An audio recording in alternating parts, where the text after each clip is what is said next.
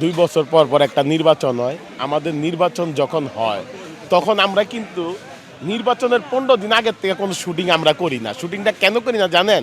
আমাদের সব শিল্পীরা, সব কলাকুশলী ভাইয়েরা এফডিসিতে আসে, এখানে আনন্দ ফুর্তি সবার সাথে মিলিত হয়। একটা মিলন মেলা আমাদের তৈরি হয়। এই যে দেখতাছেন তো সব কিন্তু আইতাছে। তো মনে করেন ১৫ দিন আমাদের একটা মিলন মেলা থাকে। ৩ তারিখে নির্বাচন, নির্বাচনের পরে হয়তো ২-৩ দিন ফুলের মালা-টালা দিব। তারপর আবার সবাই যার, যার কাজে। আমি আবার ৫ তারিখের থেকে আরেক ছবির শুটিংয়ে চলে যাবো। যাই হোক, আলহামদুলিল্লাহ আমরা একটা প্রত্যাশা করি যে নির্বাচিত হইয়া ২টা প্যানেল দাঁড়াইছে। আমরা চাই দোনো প্যানেলই জিতুক। কিছু আসলে জিতবো না কিন্তু ভাই। একটা প্যানেল জিতবো। একটা প্যানেলের কাছে একটাই আশা, আমরা চাই আমাদের শিল্পী সমিতিতে একটা ফান্ড তৈয়ার হোক। যেই কোনোভাবে দেখা গেছে যে কোনো একটা প্রোগ্রামে গেল, এই প্রোগ্রামে সেই প্রোগ্রামে গিয়া আমার মনে করেন একটা ফান্ড তৈয়ার হইলো, টাকা হইলো।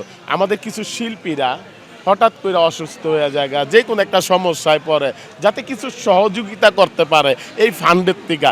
আমি এইটাই তাদের কাছে আমি দাবি জানাই যে সাহায্য না, কিন্তু সহযোগিতা।